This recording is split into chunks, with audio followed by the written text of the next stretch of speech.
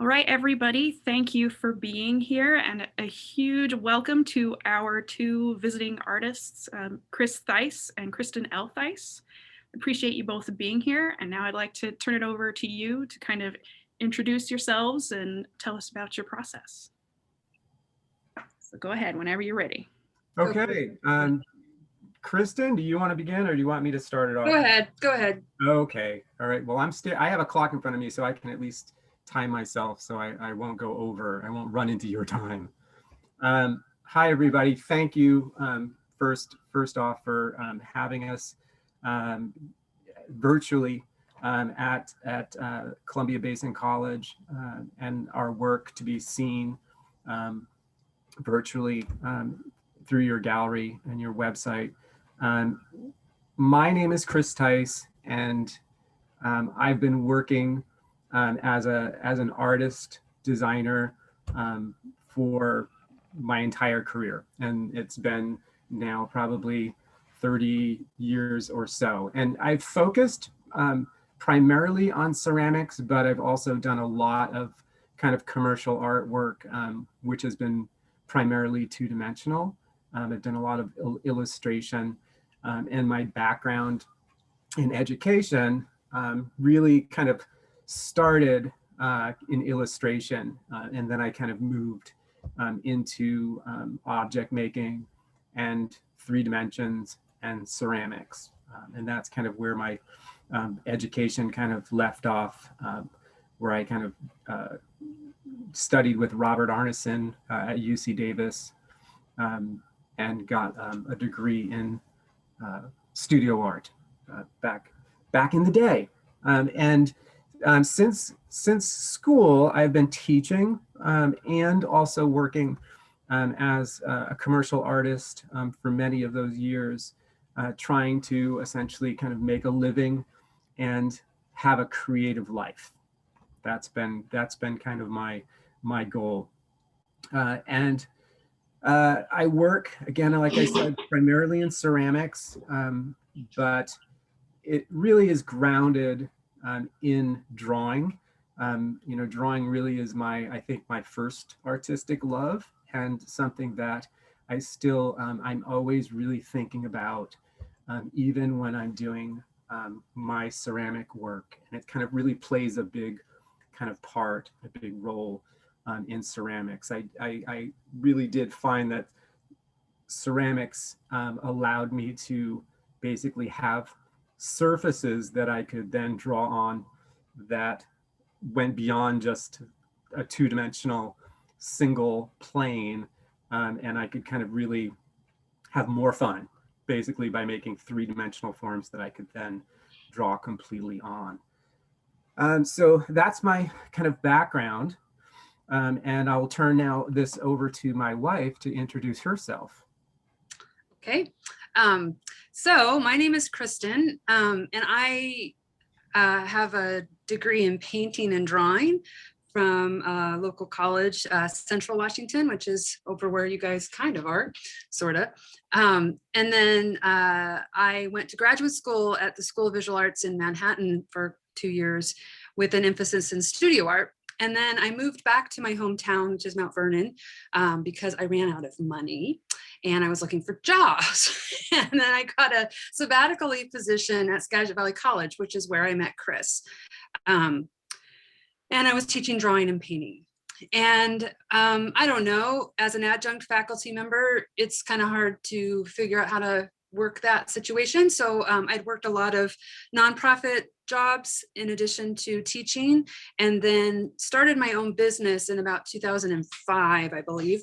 Kind of hit the time where there were a lot of makers in the world that were making livings having small businesses. So I kind of jumped from the fine art mindset, which back in the day when I went to school, there was a really big distinction between fine art and design, huge actually.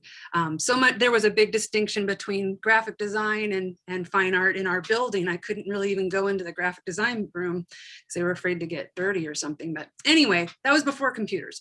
And so now I kind of have switched things up a bit, and I consider myself more of a textile designer, but basically old school textile design, where I do it all on the table. I do it all with my screen printing.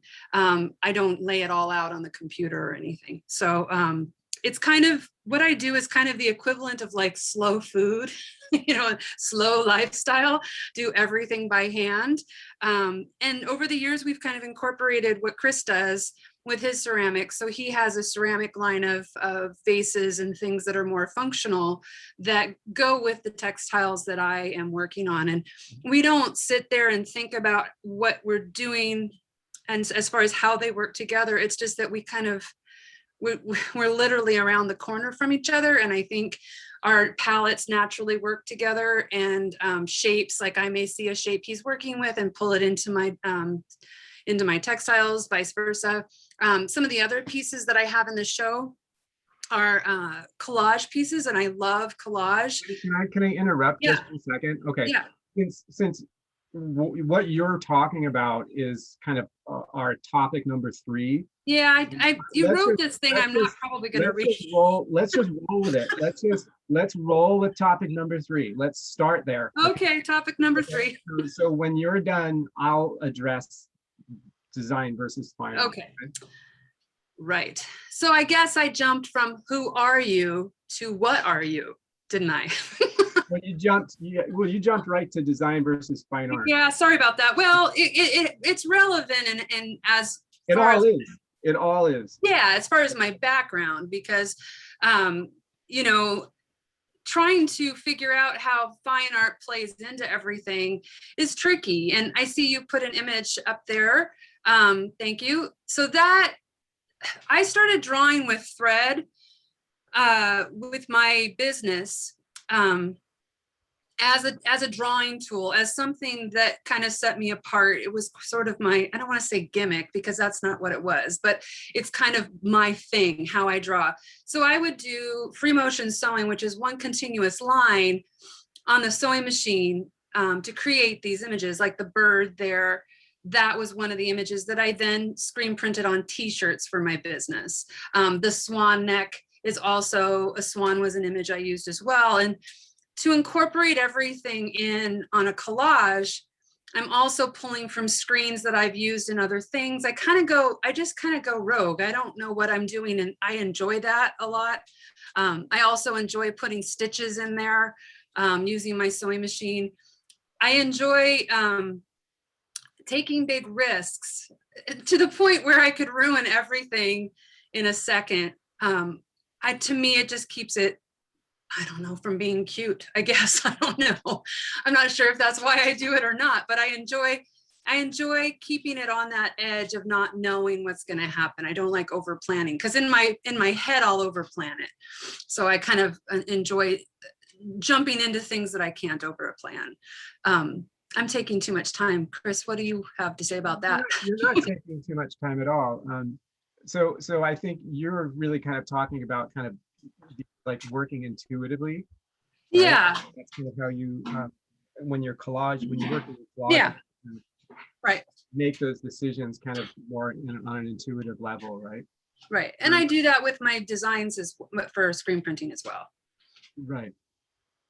Okay, so I'll talk a little bit about kind of how I look at design versus fine art. So for me, I think design, it's often, I don't know if it's the intent behind the work that makes it design, but for me, a lot of it has to do with, whether it's made for kind of a commercial purpose, or whether it's, it's not, the commercial aspect is not necessarily kind of like, a part of the initial idea, right? But even saying that, I can absolutely think of a lot of artists, fine artists that consider themselves fine artists that are constantly thinking about kind of like the commercialization of their work. So that's something that, is a debatable idea too. But for me, I think a lot of times, I think about art fine art, or the work that I make that I consider fine art, as kind of that. It's like, if I'm making something, and as I'm making it, if I'm thinking about whether or not this is sellable, or whether or not, or can I sell it, or how much do I have to charge for this object or image, and whether or not that's a feasible price that I can get. Well, that kind of starts to become kind of like commercial. And for me, it's like, okay, then I'm just making a product, right? And if I start making product, then I think I put that design label on it. Like, it's something that is made to be sold. And when I do that, I think, okay, how can I make it more quickly? How, so, it becomes more, I can make more profit if I can kind of figure out a way to kind of speed up the process of how it's made. So the image that I noticed was popped up was kind of a stack of cups. And tableware is something that in ceramics I was trained to do as a student when I was an undergrad at the Rhode Island School of Design. And that was a part of the curriculum. It was, tableware, tableware, tableware at that time. And, in doing tableware, I was never that excited or enthused about necessarily making tableware. It wasn't until I discovered that I could draw on clay and make sculpture out of it that I got really excited about ceramics. But still, I was trained to do it. And I still, to this day, those forms, those traditional ceramic forms like cups and teapots, kind of end up kind of like, just sometimes in a conscious way, but sometimes in an unconscious way, just kind of get into the work. And I like to play around with the idea of those objects, and stacking cups to make it more of a kind of a totemic column that's sculptural is sometimes for me kind of like a more interesting thing to look at, right, than just making just a cup. And these cups, you could use them, right? They would function. Would they function well? Yeah, probably not. They would be a cup that you probably would sit on a shelf and appreciate the looks of it, that rather than really using it kind of day in and day out. So if I wanted to make a functional cup, I'd probably really focus on the function of it. But that wasn't my intent. And I think the title of this piece was kind of form over function, kind of like stacking one on top of the other. So I tend to kind of think in those terms. It's like, if I put like 40 hours, into sgraffitoing the surface, right, of the teapot, I have to think, okay, what would I have to sell that for, to make it worth even a fraction of my time? And how many could I make, right? So that in no way would fall into kind of design, because, you wouldn't be able to do that, right? That wouldn't be a practical, something that you could put into practice, and it wouldn't work, right? So those are one of a kind objects. And that's something that I think I designate a lot when it comes to design versus fine art, is like that idea of one of a kind versus reproduction, right? Versus producing, right? There's that product word comes up again. So that's something that I kind of, in my design work, like the cups that you're looking at, that's cast. So it's something that I can reproduce, right? It's the same cup repeated. And that's something that's a quicker way, once the mold is made, to produce objects out of ceramics. But again, with pieces like teapots that I spent, 40 hours drawing on the surface, right? That's a part of it that all of a sudden, okay, that totally makes it one of a kind, because I couldn't reproduce that. I couldn't make two of the same. Every one would be different, because every mark would be different. So that is something that for me kind of plays a big part. Okay, so I think we've kind of done our introductions and kind of covered the design versus fine art topic and how it kind of gets into our ideas and our work. So why don't we talk a little bit, and I'll turn this over to Kristin about, because I know she'd like to talk about this, maybe her inspiration and her influences. Oh, okay. You want to talk about that? Sure. Okay. Also, just for the record, you can tell in this little presentation who has had more time on Zoom than the other. Chris has got it all figured out, and I'm freaking out about my lighting. Anyway, I'll try to stay focused. As far as my influences, I have found, like, for me in graduate school in particular, but after as well, I was very interested in fine artists that ended up making toys and things that worked. And Calder is one of my big influences. I like that process of play. I like that idea of experimentation, all of that. So Calder and Rauschenberg are probably two of my fine artist influences. I also really love Mary Mecco. Actually, it's interesting you just put this image up, because I viewed it when I did it as kind of a sculpture, a Calder sculpture garden of people looking up. And Calder used to work a lot with wire and drawing with continuous line, and that's kind of one of the ideas behind the drawing continuous line for me. Also, these shapes are very reminiscent of that simple design for the mobiles. So nice. Thank you for putting that up. This one I went kind of rogue on, as far as I printed one sheet and then I printed on the other, and where it fell is where it fell. Just to make a comment about that piece. As far as my influences, about the Eames are huge for me, and I think that they represented the nice blending of design and art, working together as a couple. I think one of the things that I have noticed, I kind of put myself through 101 textile design on my own, is over the years, back in the day, the women of the art couples often found themselves in textiles to be taken seriously. A lot of textile designers that are women from the 50s, mid-century design, were painters to begin with. And so to me, it seemed like, not that I wanted to repeat history or go backwards, but it seemed like a natural step as far as talking about products that I could do.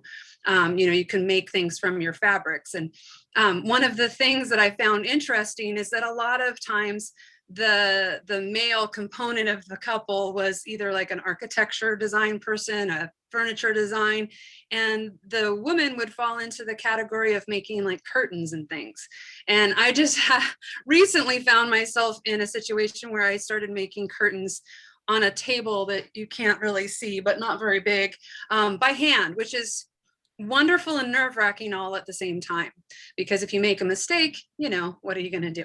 Anyway, I find that I gravitate towards craft because I respect craft. I respect doing things well. So it's an interesting thing, but those would be my influences. Mary Mecco, Lucian Day is who I was speaking of. She and her husband were very popular in the UK back in the 50s and 60s. I have just a slew of women textile designers that I think are wonderful. Sonia Delune, who also was a painter, her husband was a painter. I could go on for a long time, but why don't we switch over to Chris and see what his influences are? Chris? Hello? I just have one, and that's you. Oh yeah, I'm sure. Oh, I forgot to say, Chris Theiss. I'm influenced by Chris Theiss. I'd like to thank my wife. No. So my influences, in terms of art and design, I certainly have artists and designers that I feel, I feel a strong kind of like admiration for, and I'm kind of just a huge fan. And it's just really, it's such a wide variety, like it goes from, um, sculptors like Gordon Matta Clark, huge fan of his work, to children's book illustrators. That's kind of like the kind of like the gamut for me. I'm a fan of Calder. I'm a fan of the Eames, Charles and Ray Eames. Again, to reiterate what my wife was saying about that kind of that idea of play that I think, Calder and the Eames both kind of really kind of shared. Serious play, those are two words I love to put together, that idea of the play instinct, to have that, but to also have this serious intent behind it, kind of can lead to really kind of wonderful things. But children's book illustrators, I do think that they probably had kind of the earliest and strongest impact on me as an artist, because I was a child artist. I was somebody who, from the time I was, 5, 6, that was what I wanted to do, and I really never really veered off course. And those like looking at pictures in books, when I was a kid, Maurice Sendak, is probably the one of my favorite kind of children's book illustrators. There's also an illustrator that I went to school with. I was classmates with at RISD. His name's Brian Selznick, and he, wrote and illustrated books like The Invention of Hugo Cabret, also the illustration professor there at the time at RISD was Chris Van Allsburg, right, who did the Polar Express and Jumanji and kind of books like that. So, these are all, and I'm a huge fan of Chris Van Allsburg too. So, it's illustrators, as well as kind of painters, kind of, and sculptors. But those are influences, and what inspires me, other than my wife, is I think kind of magical moments, like I think that's kind of what really inspires me. If I have to kind of really, pare it down to, and that can happen, right, with sculpture, with painting, but it's like those are moments where you kind of like have like this physical sensation, right, when you're kind of like looking at a painting or looking at a drawing or looking at a sculpture. Your body tingles, right, with this kind of reaction. And that's kind of really, if I can kind of create that, that's not easy to do. It's really not. But, if I can, and I've had moments over the years where I've felt that, that for me, it's magic, right? And that's kind of, if I can be a musician, then that's my goal. A musician or a magician? A magician. Well, I want to be a musician. I deep down want that, but I think that ship sailed on that. So maybe I can really pull rabbits out of hats and things like that in an artistic way. Yes, my zigzag vases there. Yeah, that idea of kind of steps, right, and perspective, right? Oh, that's something that for me, in my work, helps create magical moments, is linear perspective. I try to use it a lot. The idea of being able to pull the eye through a two-dimensional picture plane is magic. And that's something that I always enjoy doing. And in my sculpture, there are moments where I can do that, and I try to take advantage of that. The piece that's up right now, it's 3 vases that,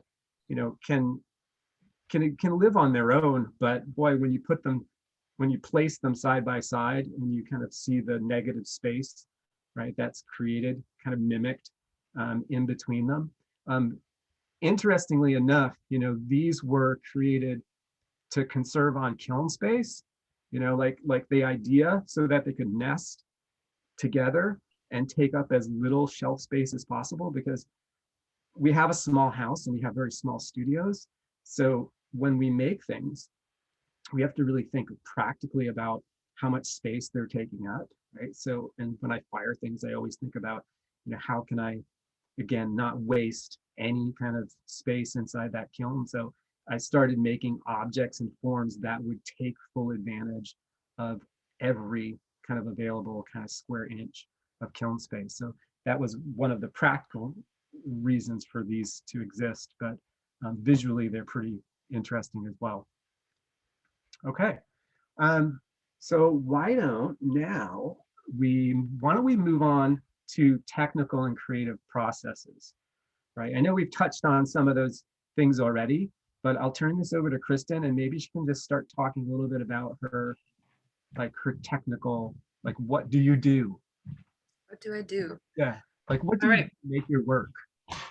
So, yeah, okay, thread drawings up there. So I had mentioned before that I use thread as my drawing tool. I know way more about drawing than I do sewing. So it's literally using that as a tool. That process, as far as drawing, is a little different with a piece like this. Over the years, what I realized is I love birds. We live in an area that has a lot of swans, a lot of birds. And as an adult, I realized how much I think I wish I had wings, but I enjoy watching them. And I was doing these thread drawings with black thread because I saw them as a sketch. I saw them as a drawing, and I didn't want to use colored thread. I didn't want it to be embroidery. I wanted it to be a drawing. But I was doing these beautiful birds that were so colorful that it was frustrating me. So I thought, well, I'll pull in some color. I do these drawings on canvas, on painter's canvas, so that I can move the drawing under the sewing machine. I don't like to use embroidery hoops because I generally don't know what I'm doing when I'm doing it. So I like to have room. So that became tricky. I enjoy watercolor. So I used watercolor on painter's canvas more as a stain than paint, if that makes sense, because it's not acting like it would on paper. It's not, it's not layering in the same way because it's on this canvas. But what I did is I would put the color down and then leave the dark, so that at least when I came back in, I would have some idea as to where the dark should be. And I know the first time I tried this, Chris came over and saw the painting before. Depends on my mood. Sometimes I can paint really tight, illustrative paintings if I'm depends on where I'm at mentally. And this particular one that he saw was very rendered. I spent some time on it, and he came over and said, "Oh my God, why are you going to do anything on top of it?" And that's the part that I enjoy. That's the part of risk that I enjoy, because I could ruin the whole thing in a second. And I guess that's, I enjoy that. So that's my process. Chris, you look like you were going to say something. No, I mean, I just had some things that I wanted to add to what you were saying about your work. Because I thought, when you do the underpaintings, Mm-hmm. which you never used to do that, right? That's no, it's just to bring the color. Yeah, right. But that also gives you something to work with, right? Yeah, right. When you're starting on a blank piece of canvas in your sewing machine, it's like you can't sketch it out, right? Because you just never did. You never with a pencil, because you'd see the pencil sketch, right? But at least kind of doing that subtle watercolor image, even if it's partial, kind of gives you something to work on top of. Right. Yeah, that was helpful too. Right. I'm gonna jump real fast back to the inspiration and influences just for a second, because I want to explain No, sorry. Just because I want to explain why I felt it necessary to create portraits of birds rather than their bodies and everything and put them in these vintage frames. But I think what I've realized over the years is one of the major influences, along with children's books, is Scooby-Doo. And when I say that, Oh my gosh. it's true This is because, new. I've never heard this one before. well, I've just realized it We because I cracked think the what nut. I'm always trying to create is that haunted, serious portraiture. But in Scooby-Doo, where the I eyeballs follow you. followed you everywhere, Right. that's kind of what I'm always trying to do. That's how I envision all of these It's all about the eyes. yeah, I mean, the birds are tricky because sometimes their eyes are really tiny, but I like to find birds that have these eyes where they could Expressive be eyes. looking all over the place. I don't, I do these from my brain and the light source is not accurate. It's just to create this, I don't know. Right. Somebody could be behind there looking in a haunted house. I don't know why I felt the need to put that in there, but it is strong because I know when I first started drawing with thread, I did portraits of people that I don't know, people that are in my brain, and they were all framed in black in that same I don't want to say haunted, but very old aesthetic that I enjoy. Anyway, I jumped. I don't know where we are on this list. Where are we at on this list? Oh, technical. Am I still in? Is it still my turn or is it yours? I don't know. You can keep, if you have something that you Okay. want to say. So that's what so as far as the technical part on the thread is now I've kind of been enjoying adding the color first. What I have discovered too is that when I flip the painting over, I do have a drawing that I could use as far as for my business. And I mean, these pieces could be fine art and design all in one, because on the other side, it doesn't have the painting in it. And I could replicate that in a screen print for a shirt if I wanted to. So, but also the technical and creative process for my screen printing, for my textile design, that process is really labor intensive. It's sort of nuts, really. I don't know anybody in their right mind that would do it. As far as just the laying it out on the table, the size, it's basically a yard's worth, and I measure with I measure and move the screen. This has 2 layers of different screens, so there's probably 35 screens worth, which I'm physically moving it every time, and there's a lot of room for error and a lot of room for experimentation too, which is what I enjoy. It's very satisfying when I'm done. And Chris was talking about creating magic. For me, he makes fun of this because he's on the other side of the wall and he can see me do this. But when I finish something that I really didn't expect would work, or that it was just an idea in my head, and it came out in a way that I like, or I was surprised by, I get really excited. Those moments of self-satisfaction. Yeah.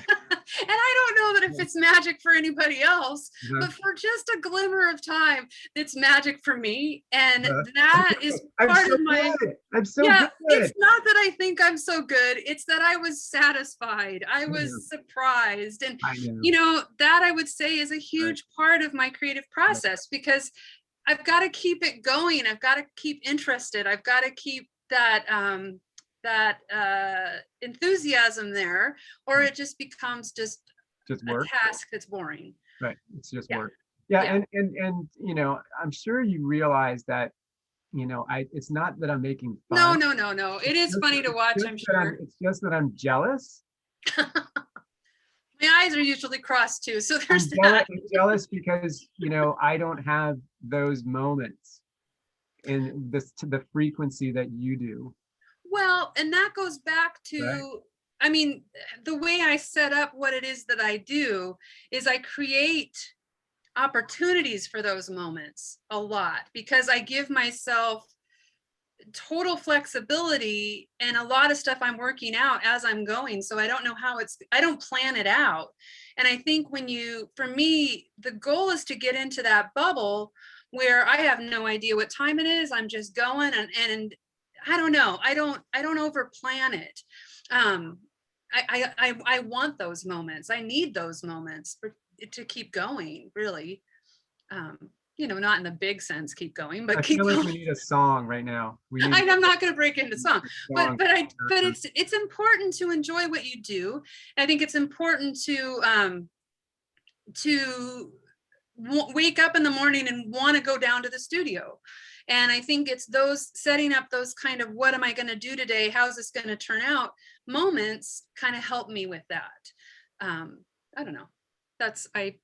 Technical, creative. I laugh at the technical part because lately, as Chris knows, I am in a total I'm in a total rut headspace overload where I can't seem to get anything to work. So I have to laugh at the technical because it's not working for me at the moment, but I'll get through it. Power on. Okay. Power on. All right. Can I take over? Yes, please. Okay. Okay. So Kristin talked about so many interesting things there, right? That idea of technical versus kind of creative in terms of your art process.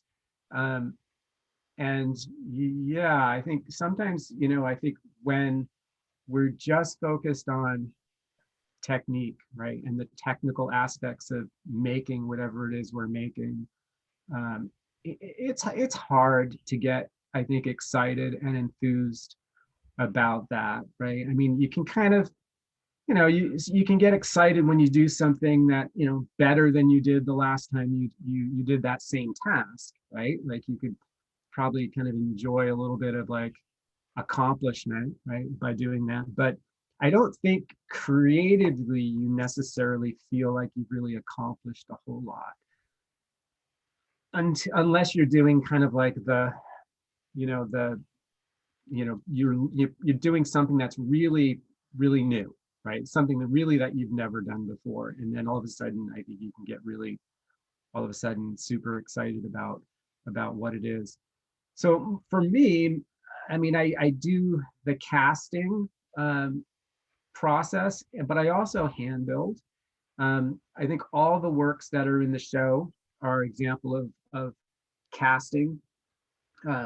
But even with the casting that I do, I try to set up a situation. I think Kristin was mentioning this, an opportunity, right, for those moments, right? Those moments of where you're surprised by something. And this piece here, this is a perfect one to throw up there on the screen.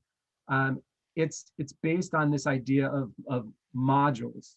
So by you having one form that I just cast multiples of, I can just assemble or even just place, right, in different configurations and create completely different sculptural compositions, right? And that's really like this one surprised me because I was doing these individual modules and they were just sitting on my studio table. And then all of a sudden, I think I had half, like 3 pieced together. And all of a sudden I realized, oh, that's half of a 5-pointed star when I looked at it from the top. And then I thought, well, I'll just make 3 more, it'll be this circular kind of composition or placement of these modules. And so they can be individual, but they can be together. And that was those little moments of kind of surprise, where you're like, oh, that was an interesting thing. And so those are moments in the casting process, because in the casting process, if I didn't do that, it would get really boring, because if you're just making one thing, one form, and you just repeat it over and over and over again, and it never changes from that one form, that's just work, right? And then when art or design becomes just, the work, anybody can do that. You could hire somebody to do that for you. So there's got to be something else, right? There's got to be something else that you create for yourself. And for me, it was that idea of working with modular compositions that kind of really kept me going and kept me excited about the process. And the other thing, if you could put up one of the Sgraffito teapots, although that's that's a cast form as well. It's a piece, yeah, it's a piece that um, I've made multiple times because, it's a mold, and I just have a mold for the handle, spout, and lid. This was actually, the body of it was like an actual vase that I made many times. But when I started making the teapots, I thought, okay, I'll take my love of a technique called sgraffito, which is really a technique that when I learned about it as a student in ceramics, I gravitated to it right away because, again, before I got into ceramics, I was illustration. I was an illustration major, and in that idea of drawing and also working in black and white is something that I've really always appreciated. I have worked in color, but there's something about black and white that I just really, really connect with. So the idea that I could kind of like draw on clay, and it also has this kind of carved quality that I like, because I do tend to think kind of subtractively about process, about making things. I'm much more apt to kind of carve something versus kind of like build and add. Not that I don't do both, because when I hand build objects, I'm assembling and constructing in an additive way. But when I start my surface work, it's all subtractive, right? It's all just kind of carving using kind of small carving tools to remove a layer of black slip clay that's applied to the surface, exposing the white clay beneath. And this is porcelain clay, so it's a nice bright white clay body. And when I go through that black, you don't see that contrast, that high contrast, until the firing process. So there's always that little element of change. But the other element that exists in the ceramics process that my wife talked about in her own process is risk. And anybody who works in ceramics knows there's a healthy amount of risk when it comes to placing what you make in a kiln and firing it up to the excess of 2000 degrees Fahrenheit. There's a lot of things that could go wrong. So that's always existed in my ceramics, because I tend to, once fire, I don't like pre-bisque my work before I carve, because I can't. You have to carve in clay when it's still moist. So all the time and effort goes into the work prior to it ever being fired. So there's always a bit of kind of trepidation and nervousness when it comes to firing my ceramics. But I think that's always kind of it, but it adds to the joy when you take something out of the kiln and it exceeded your expectation, right? That happens sometimes, right? Not all the time, but sometimes. And you do see that difference. You see that like the contrast is greater during this piece here that's up on the screen now. The RGB teapot is sgraffitoed. It's basically two cast bowls that were assembled to create the body of the teapot. And then the spout and handle was in a separate mold. And then I just hand built the lid out of the same clay body. So there was a bit of work that went into this one. This wasn't just a single cast object. Very few of. Can I point something out about this piece? Yeah. I love how you, like, particularly this view, how you got the spout to be her nose and the handle to be her ear. And if you didn't do that intentionally, bravo. That was totally intentional. I'm sure it was. Absolutely. I really love that part. I've done a lot of teapots for that. I know. Accident. I think it's pretty cool. The placement was not random. Right. I know it wasn't. I think those details, sometimes it takes looking at it for longer or for more times to pick out every little thing that you've thought of, but your back to the inspiration part, your details and on everything that you do has always been very inspiring to me too. as well. The devil's in the details. I know. I know. I know you know. Yes. Yeah. Also, So, can look, I? let me Oh just yeah, I didn't. a Yeah. quick, let me just end with a certain thing I want to say, because it's kind of right on the tip of my tongue, and I don't want to forget about it. Um, I think I've always struggled, as I think so many artists do, that work in a style that's very labor intensive. You know, like you do something that just takes you a lot of time. And it seems a little unfair sometimes because somebody can work in a style that's very fast, right? And just produce.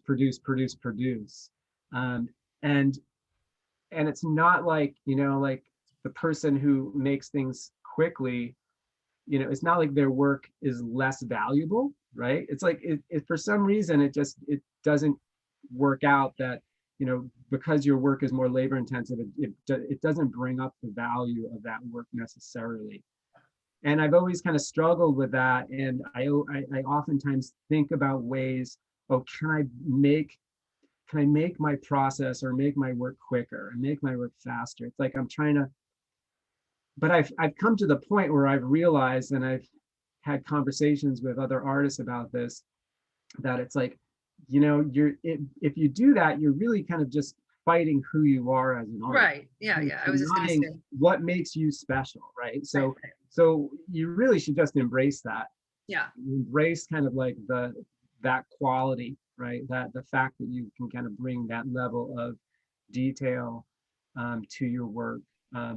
You know, the other aspect of it in terms of how it kind of like transfers into a value, I think that's another topic of conversation. But yeah, so I finally realized that I'm not gonna necessarily fight that anymore, but it's still difficult, right? Because I still do work that just, again, I can't produce a ton. I can't I have a one-person show scheduled for in like 16 months, and I'm already stressing about it, right? Because again, that's not going to be an easy thing for me to kind of like make enough work, right, in that period of time. And that's a pretty good amount of time to work, but still, it's going to be a challenge for sure.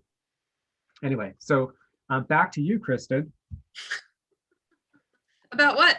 Where are we at on our list? Okay, well, we could probably talk about the last topic on our list, which is Working together. Your favorite and mine, working together. Okay. Well, one quick thing I'm going to interject before that is you had mentioned children's books being influential. Are you taking notes? I am taking notes. Okay. Yes. And I had totally forgotten about that part. I don't know why, because I have like books for, like, I'm a huge book nut, but I wanted to say Ezra Jack Keats, the Snowy Day book, I had that when I was a kid, and I loved the end covers. I loved the illustrations. And I think that was one of those things where it gave me not permission, but it encouraged me to want to do collage and work in that way, because I remember being so aware of the ripped edges and things. And anyway, that's a book that sticks out in my head. I looked at that all the time as a kid, and palette and everything. Anyway, that was just my little interjection. Okay. So yeah, as far as working together, I think one of the things that I feel like usually surprises people, but I find super valuable, is that Chris and I, when we work together, well, we don't actually. That's the key. We don't work together. We work on the other side of the wall from one another. But when it comes to somebody's opinion, I want Chris's opinion, not just because he's on the other side of the wall, but because I value it. And I also know. Isn't that working together? Yeah, it is. But we're not like side by side working together. we're like after the fact working together. But the thing that when I ask him a question, when I say, what do you think? I know that if it sucks, he will tell me. And I know, and I will do the same for him as well. I think it's brutal, but it's very valuable. I think being out of an art school format for as long as we have, I think, and also having endured an art school format, I think that it's really helpful to be able to get some real critique on work. Otherwise, it's easy to fall into, oh, that works, that's pretty, that's nice, boom, that's it. I think that Chris gives me this little extra, whether sometimes I want it or not, of pushing myself. And I'd like to think that I do the same for him. It's not comfortable, but sometimes, but I think it's really, really valuable because it keeps, I feel like we keep each other on our toes when it comes to that kind of stuff. But also as far as this is where the technical part comes in. Chris is very, very good at technical stuff, at things that line up, at figuring out problems. And he's very helpful to my process in that way, where if I'm struggling on something, on how I'm getting from point A to point B, he's able to tell me the more direct route. I think when it comes to working, if there's a hard way to do something, that is the way that I start with, not because it's hard, because that's the way my brain works. So it's nice to be able to ask him, how do you see this situation? How would you do this differently? Because we work in entirely different ways. I don't think there could be two different processes, but that's what I think is so nice, because we can complement one another on those skill sets. I think, I don't know, you know what I mean? Chris? Oh, you're asking me? Yeah. Oh, yeah. Okay. So, I mean, do you agree with that, or yeah, I don't know. I agree. Of course I agree. How can I disagree? That's how I you don't know. feel. You can't disagree with your feelings. Okay. Okay. So how I view kind of this idea of working together as two people that are coupled in life and in art. Um, we don't necessarily work together in the sense that, like you explained, where we're both sitting in front of a piece of paper and you make a line and I make a line, right? It's not kind of that type of working together. And you have kind of your own vision, right? Your own sense of design. And I certainly probably find that I probably share a lot of things in common, right, with that. Like, let's face it, a lot of things that you like, I like. When we decorate a room, chances are we'd probably make a lot of the same exact decisions when it came to picking out a chair or picking out a lamp. But when it comes to the design business, that really do, I try to be as respectful and as, I guess, objective. I try to be as objective as I can, when giving you any kind of input,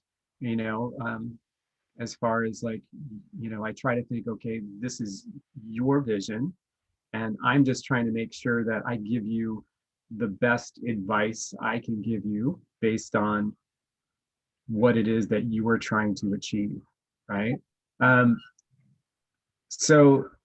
but as far as the work that I find that I do that kind of consciously is made to to fit with kind of what it is that you're working on, like the work that I consider the design work. I mean, there's palette, there's color. I would completely leave all color decisions to you, because I certainly don't consider myself an expert on color, right? I've oftentimes felt very somewhat insecure about kind of color. Hence, I'm a black and white kind of a person when it comes to art. So I play off of colors that you are working on, right? Or working with, right? Your ink colors are my underglaze colors, right? When I'm kind of doing kind of a geometric vessel, I will kind of try to kind of make something that looks like, oh, that vase could sit in a room with your textiles as curtains, like that would kind of look Right. really good together. But at the same time, there's our fine art work, again, that I feel is really quite independent of the design work. And that's work that, I value your opinion, right? But I'm not necessarily going to ask for it. But you don't ask for it. But you're going to give it to me anyway, right? So that's not always. helpful. That's definitely helpful. Again, I agree that it kind of keeps both of us on our toes, and keeps us from getting too self-satisfied with what it is we're doing. Yeah, that's the word I was looking for. So we push each other in an artistic way, which is a very positive thing, right? And again, not always comfortable, No, but certainly beneficial to our artwork. right. Yeah. Okay, so I think that, and we're still together. Right? Yeah. Right. So and through a pandemic. Oh, can I say something? I mean, don't worry, I'm not going to announce anything weird on that statement. Through quarantine and everything, yeah. But I want to mention, I find interesting, and it relates to this. I don't know what it relates to. Working together, I guess. Oh no. Well, yeah. When I met you at a faculty meeting. And I remember the first kind of date that we went on was at a coffee shop where we literally passed each other our portfolios and looked through them. And I remember at the time thinking that my drawings could be a part of your sculptures. I don't know. It was one of those moments where I think, I not only fell for you as a person, but I fell for you as an artist. And I think that that's an interesting thing when it comes to meeting people. I often don't like to meet people whose work I really like because I don't want them to ruin it for me. That's kind of funny though, isn't it? Like, what else do you do on a first date, right? I know. Well, we did have coffee, but it was a weird thing. There's that saying, right? You put your best foot forward. I guess but I remember our best foot was our artwork. So. But that was what we knew. We were both coming from that mindset. We'd been, through graduate school and everything, and we had these portfolios that at the time were not digital because we did not have cell phones. So we handed each other these binders of printed out work. To me, I don't know, when you see somebody's work and you feel like your work could blend with it in an interesting way. I don't know. I think. Hey, do you want to come back to my place for a show? No, never mind. I just thought it related because, at the very beginning, I've got a projector at my apartment. No, yeah, well, we needed a projector, but anyway, it is that idea of seeing work together from the very beginning and this kind of keeping on. All right, that was how I was tying everything up. You just tied it all up. Tied it all up. You did. Like I put a neat little bow on that package. Yep. All right. So should we open it up for questions? I noticed that unless everybody's asleep. Oh boy, I hope not. Yeah, I would like to invite everybody to go ahead and use either the Q&A feature or the chat to ask any questions you might have. Ooh, do I need to figure that out? Oh, no, I got it. Okay. Moderate it. Yeah, hopefully all of the participants can see that. Okay. There should be a little Q&A button at the bottom of the screen. Yep. I see it. And I have a question. Off. You both mentioned kind of this, like the need to take risks and to not be too afraid to ruin the work. I was wondering if you could speak a little bit more about that. Maybe if you had even any advice for our students who may or may not get a little precious with their work. Well, I know for me, my garbage can is always very full, more than my nice pile. I think it's important to enjoy the process and also realize that like, I know for me, when I'm doing a thread drawing, for instance, I may not like it right away, but the next morning I might. So hold on to things and find the gems, find the nice little snippets that you like about it. Even if you find that the rest isn't something that you enjoy, if that makes sense. But I think, you know, getting precious with work, I mean, that's a tough one because hopefully you're putting everything, your heart and soul into something. But understand, for me personally, I find that the process is just as valuable as the end piece. And if I can take that away, I don't know. I do find that that helps in the, this goes into the garbage category, because then if you know that you learned a lot making it or doing it, then it's not so hard to throw it away. I don't know. Does that make sense? Does that answer that, Chris? Does that? Oh, yeah, yeah, it does. If I can just address it a little bit, you know, being somebody who works in ceramics, that idea of preciousness, um, I don't know if it's just a little bit more kind of always kind of at the forefront because of the material. It's such a precious material, potentially fragile. And for me and my work, I find that, you know, I do have this tendency, again, because it's so detail oriented, that during my process of making work, I tend to kind of fall into that feeling of like, this is precious. So I have to constantly remind myself. And I think, you know, I think Kristen has laughed before because, you know, I think there were times where I actually put little signs up in front of me that said like, be bold, you know. And for me, I mean, that's kind of, you know, that's my version of bold, you know, is really not that bold. But you know, when I'm, my process is also, in terms of the drawing process, very, it's subtractive. So you know, you're removing things to make lines and marks, and that's not something that's, you can't put that back, right? You can't put the toothpaste back in the tube. So so that, you know, that's a process that I think I like because it forces me, right, to be kind of less precious about the object that I'm making. And all the risk for me really happens, you know, the most risk happens there right at the end when I put it in a kiln and risk it, you know, risk the whole thing, all the hours, because at that point it's like all that time and energy, it's all worked out up until that point. So you know, the nervousness and preciousness kind of floods my psyche kind of when that thing is being fired for those hours that it's, I can't see it.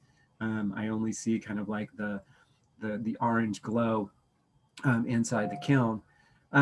But I agree with my wife who says that, you know, process is definitely, you know, I mean, it's something I think I prioritize. You know, it's just not something that I often, you know, it's like I don't often practice what I preach, you know, but I do feel that process is more important than the product or the end result, because that's where you really are learning everything, right? You learn everything when you're making something.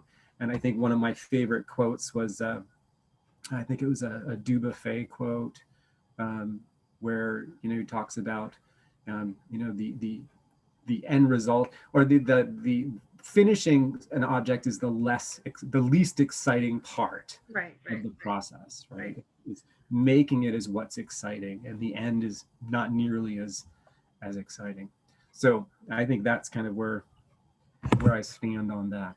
Also, just to jump on the end of that real fast, the collages that I do, I often just randomly print without overthinking. And that's an opportunity to take, like I used to tell my students to take their least successful drawing in their mind, or something that they don't feel is good, and cut out something that they like of it. That's kind of what I do with my collages, is I take basically a pile of stuff and cut out the parts that I like, so that it does give what you've worked on for a long period of time some value and something that you can take away. Right. That's just a little side note. Yeah, and another thing, if I can piggyback on that,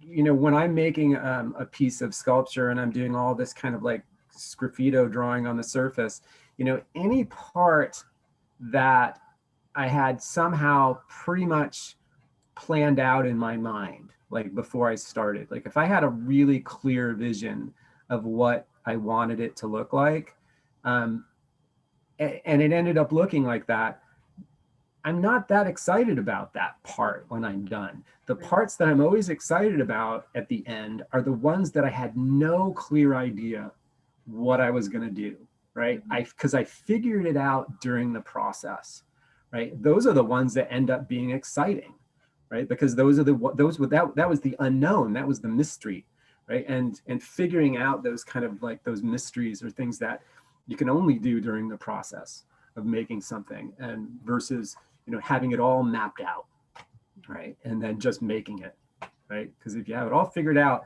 making it is just work. Right. Okay, good. Did we cover that enough? That was a good one. That's a good one to start things off. Yeah. Well, and looking at the chat and the Q&A, it looks like our ceramics instructor, Greg Tate, who I think you two know. Greg? I've heard of Greg Tate. So Greg was the sabbatical leave that I took over for. Greg, what's Greg doing teaching ceramics? And Shannon, the two of them asked kind of a similar question.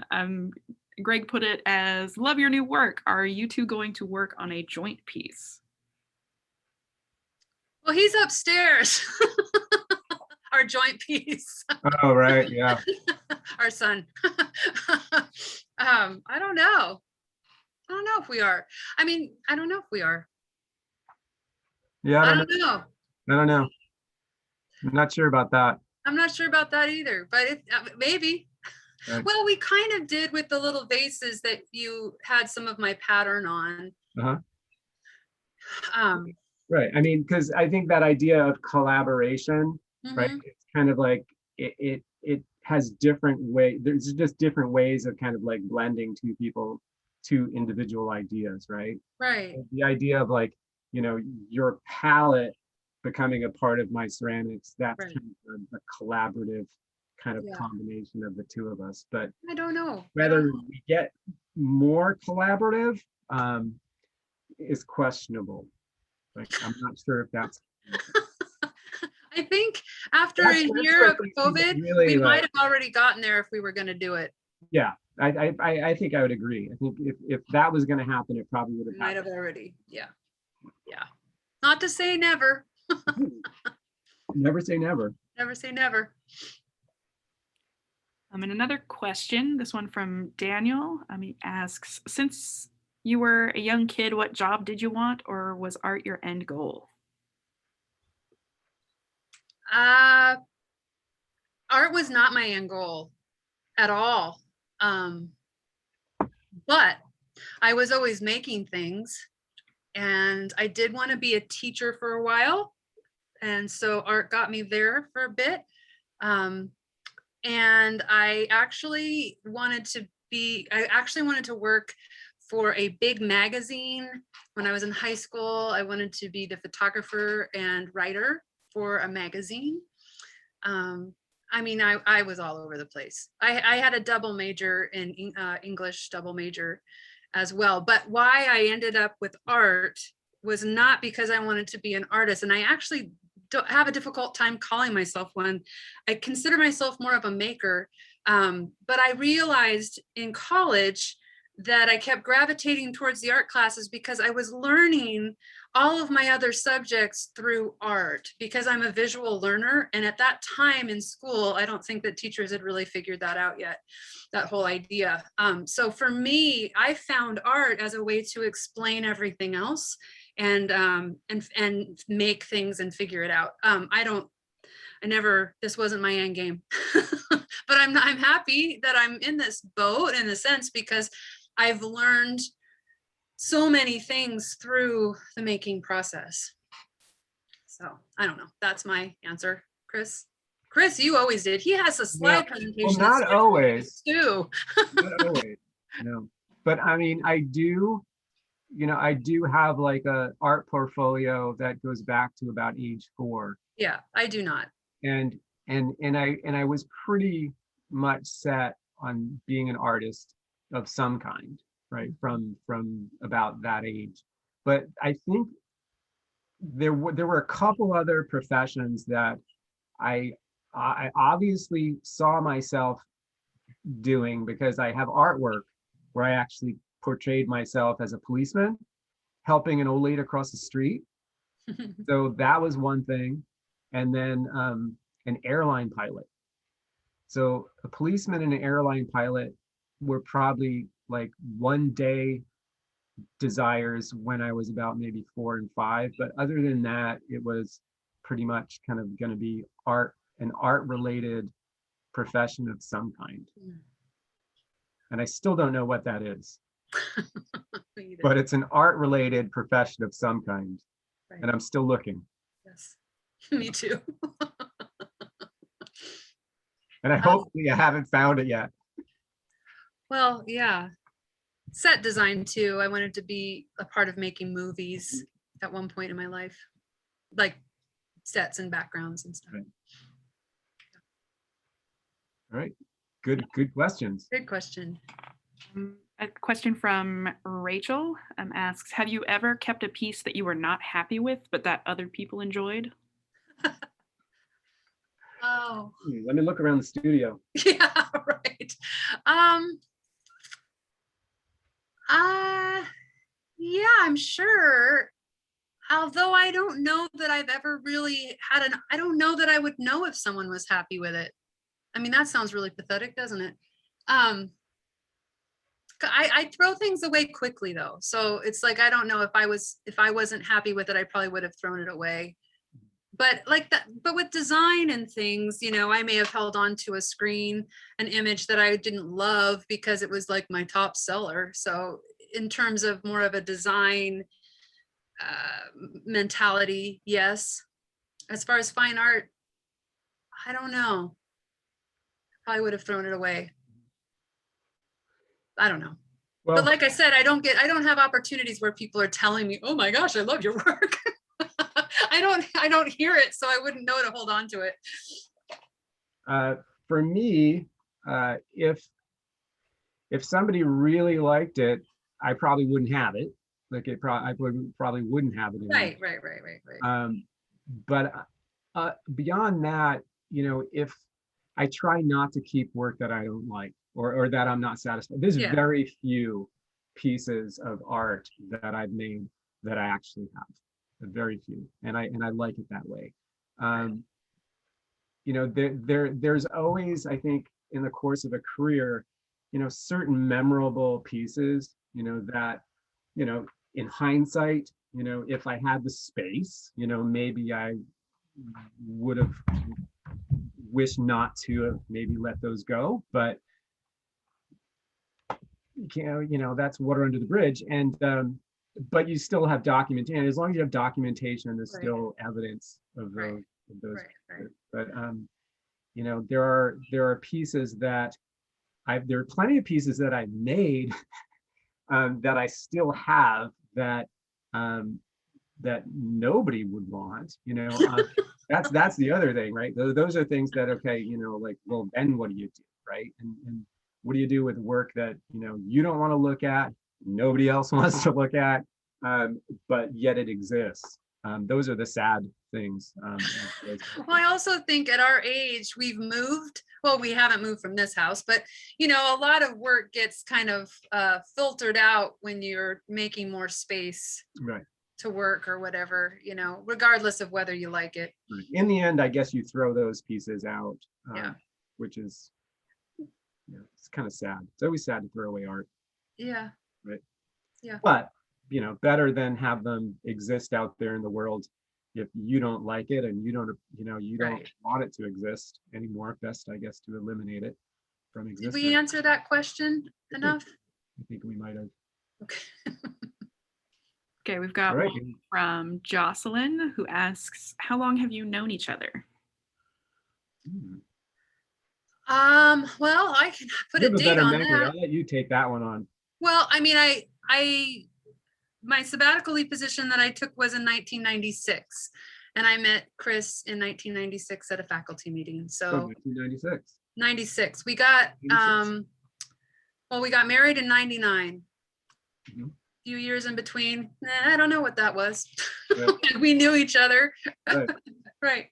Right. I drove by your house a lot to see if you were there. Huh? So So- a while. So the answer is a while, and it's the exact date is 1996. Right. 1996, September 1996. Wow. I know. I know. And then we've been married since 99. So there you have it. Mhm. So Kaylee asked, or she said, or they said, excuse me, I really appreciate the fact that you all explore so many disciplines, 2D, design, 3D. What would you say to students who may be a little intimidated in working with a medium they are new to or working outside the box? Oh, well, as far as encouragement to do things that you don't know how to do? Is that what you're? So I'll just say in college, my emphasis was drawing and painting. And what I'm doing right now is not drawing and painting. I think that everything that I do, I never know what I'm doing. I think even my thesis project for graduate school, I had a thesis advisor that was installation art. And so I was doing stuff, I had no idea what I was doing, but I like it that way. I don't limit myself to a medium that I've learned how to do, I guess is what I'm saying. So my advice or whatever would be to just make what you want to make and don't worry about what the label is for it. I don't know. Does that make sense? Chris? Oh, no, it doesn't. No, It doesn't make sense? no, it makes sense for you. Right. I don't know what I'm doing ever. Right. I just teach But- myself what to do. But for me, I definitely kind of think a little bit differently about that, about kind of like exploring kind of different mediums. I think when you're young, when you're a student, when you're learning, you should be a sponge. You should just be absorbing everything. You should Right. be doing everything you can. If an instructor says, you should try this, try it. Just don't ask questions, just try it and see if it sticks, right? But once you that's all about kind of really finding kind of what medium works for you. But once you do find kind of a medium, I think that it does require kind of focus. It requires kind of some attention, because if you throughout your entire career as an artist never stop trying everything, I think you're never going to be satisfied with the end result. I think Okay. you're always going to be kind of like sampling and experimenting a little bit of this and a little But bit. I don't think that that's bad. It's not bad, but it could be really frustrating. It because can I've be. just known- I guess I've it just depends known on your. so many students that have kind of, kind of really held on to that and are just always just like, I just wish I could kind of figure this out. And if you're trying to figure something out, it takes focus and it takes time. It does. I guess for Right. me, I Like think if you were printmaking, right, and you only did it for a week, and then you moved on to something else, right. you're not going to figure that out. But I think to dabble in a lot of different things, you can use your skill set in those different things. Like for me, color and painting and drawing, I use those skills all the time in printmaking, Mhm. all the time in textile design. But I also know that I went to Central, and at the time, very departmentalized. And then I went to SVA, which was very not departmentalized. And it Yep. blew my mind. And I had a very difficult time trying to deal with that. And so I went to a school that wanted you to do whatever and completely think out of the box and not even know where the box is, and so for me, I still kind of walk that walk of, if there's something that I want to do and it fits into the end product or the end piece, I figure out how to do it.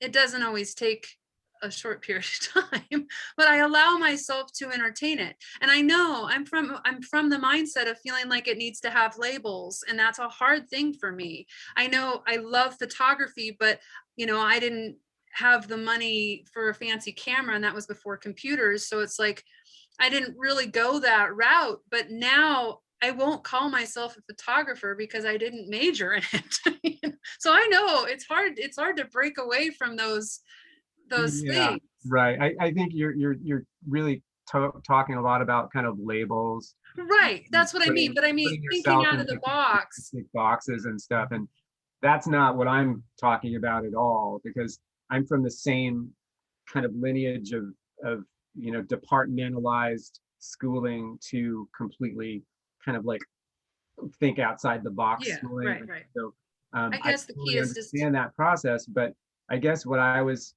because I'm somebody who works in multiple materials. I work on paper, I work in found objects, right. and I definitely think right, unless certain things exist, there aren't rules, right? I mean, Right. unless when it comes to ceramics, if you're not drinking out of it or eating off of it, there's really there isn't a rule for how something, what you should do to the surface of an object.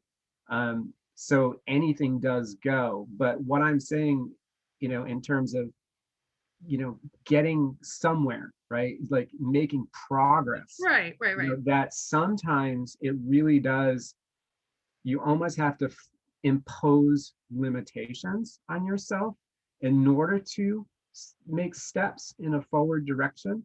Like sometimes kind of because when there are too many options, right, there's just very little room for progress, right? But when you kind of like pare those things down, then you can make, I think, greater leaps kind of forward, right? That doesn't mean you stay doing that for the rest of your life. That's not exactly what I'm saying. I'm saying you just do that until you can get forward, until you kind of make that stride, whatever that stride is. Once you're there, right, then you can move somewhere else, right, if you want to. But again, it's going to take focus, and it's going to take some time to kind of get to that next place. Right. I think one thing that I kind of blur together in this question is that idea of doing something that hasn't been done before. And I feel like oftentimes a lot of artists do what they've seen before, and they stick with what's comfortable, and they don't explore. And I think the way I interpret this question as well is that idea of pushing yourself to do something that you haven't seen, pushing yourself to do something that you don't know, because it might give you an end result that's pretty cool. I mean, I just find that the work that I like looking at generally is work that is very much an exploration of creative process, not necessarily masterful. I don't know. It's just a fine line. I think we're New. approaching this in a lot of different ways, and I Yeah, don't know. nothing new is ever going to come out of doing something that's safe and something that's Exactly. And I think it's important. I think honestly, look, as a fine artist that has thrust myself into the design world, and I don't mean industrial design necessarily because that's different, but I think I when I'm looking at other textile designers, I know exactly what they're looking at as far as influences. I very rarely see things that I haven't seen done before. And I think going back, I don't know, I feel like because I'm approaching design as a fine artist, I might be more apt to look at things a little differently. I'm not so worried about whether or not, I mean, I should be, but I'm not worried about whether it's going to sell or not. That's where I'm not a good designer. but I think it allows me flexibility to make mistakes and do something that I don't know how to do necessarily. I do something that I don't know the end result. I don't know. I think we've probably taken this question and gone like boom, boom, boom, boom, boom, boom. Did we even answer what it was that was asked? Anybody? Yeah, you totally answered it. Okay. And Okay.